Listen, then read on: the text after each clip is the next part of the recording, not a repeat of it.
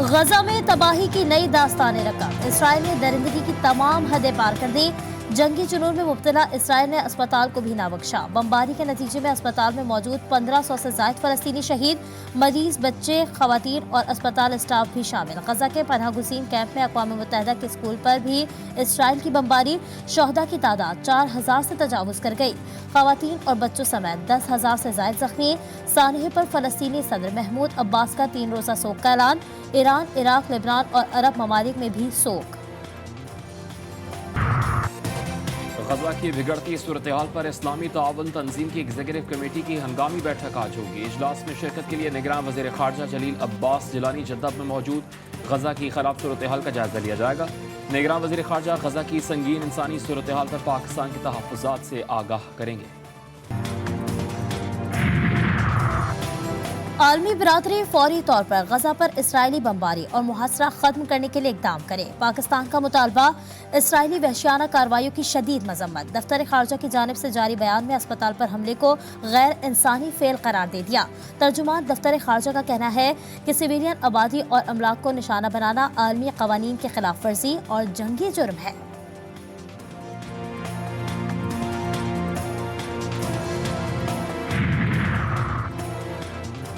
سعودی عرب نے اسرائیلی حملہ گھناؤنا جرم قرار دے دیا۔ قطر، مصر، ترکی کے صدر رجب طیب ایردوان اور کینیڈین وزیر اعظم جسٹن ٹروڈو کی جانب سے بھی اسپتال پر حملے کی پرزور الفاظ مذمت۔ ایران کی تاریخ میں پہلی مرتبہ امام رضا علیہ السلام کے روزہ مبارک پر سیاہ پرچم لہرایا گیا۔ اسپتال پر حملے کے بعد عمان میں 4 ملکی سربراہی اجلاس بھی منسوخ۔ امریکی صدر جو بائیڈن نے بھی اردن جانے کا ارادہ بدل دیا۔ اسرائیل کے دورے کے لیے روانہ۔ نوبیل انعام یافتہ ملالہ یوسفزئی کے غزہ کے اسپتال پر اسرائیلی بمباری کی شدید مذمت۔ ویڈیو پیغام میں کہا، اسپتال پر بمباری دیکھ کر بہت خوفزدہ ہوں۔ اسرائیلی حکومت سے غزہ میں خوراک اور ادویات کی فراہمی کی اجازت دینے اور سیز فائر کی اپیل۔ ملالہ یوسفزئی کا غزہ کے لیے $3 لاکھ کی امداد کا بھی اعلان۔ غزہ کی کشیدہ صورتحال، اقوام متحدہ مظلوم فلسطینیوں کے خلاف اسرائیلی مظالم بند کروانے میں اپنا کردار ادا کرے۔ بیجنگ میں نگراں وزیر اعظم انوار الحق کاکڑ کی اقوام متحدہ کے سیکرٹری جنرل انتونیو گوتریس سے ملاقات میں گفتگو۔ نگراں وزیر اعظم انوار الحق کاکڑ نے روس، سری لنکا، قازقستان اور کینیا کے صدور سے بھی ملاقاتیں کی۔ قانون میں عمل درآمد بینچ کا کوئی تصور ہے؟ کیا سپریم کورٹ کے اپنے ہی فیصلے پر عمل درآمد بینچ بنایا جا سکتا ہے؟ چیف جسٹس قاضی فائز عیسیٰ نے عمل درآمد بینچز بنانے پر سوالات اٹھا دیے۔ بحریہ ٹاؤن کیس کی سماعت کے دوران ایڈیشنل اٹارنی جنرل سے استفسار کیا کہ کیا سپریم کورٹ کا بینچ دوسرے کو حکم دے سکتا ہے؟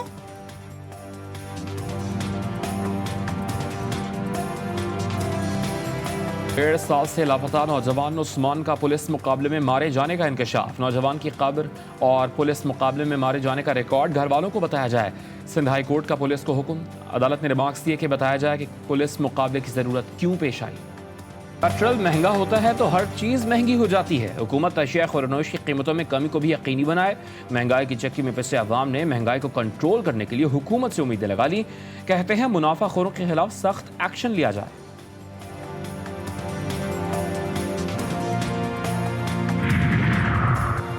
بیلٹ اینڈ روڈ اب فزیکل کنیکٹیوٹی سے ادارہ جاتی کنیکٹیوٹی بن چکا ہے۔ چینی صدر شی جن پنگ کا تیسرے بیلٹ اینڈ روڈ فورم سے خطاب، بولے کورونا دور میں بیلٹ اینڈ روڈ زندگی بچانے کا سبب بنا۔ BRI مل کر منصوبہ بندی، تعمیر اور فائدہ اٹھانے کا ذریعہ ہے۔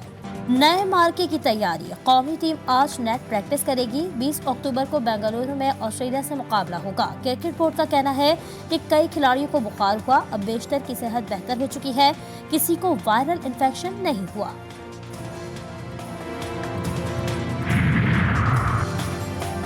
اور ICC کرکٹ ورلڈ کپ 2023 کے دلچسپ میچز جاری۔ آج نیوزی لینڈ اور افغانستان کی ٹیمیں آمنے سامنے ہوں گی۔ گزشتہ روز کھیلے گئے میچ میں نیدرلینڈز کے ہاتھوں جنوبی افریقہ کو شکست کا سامنا۔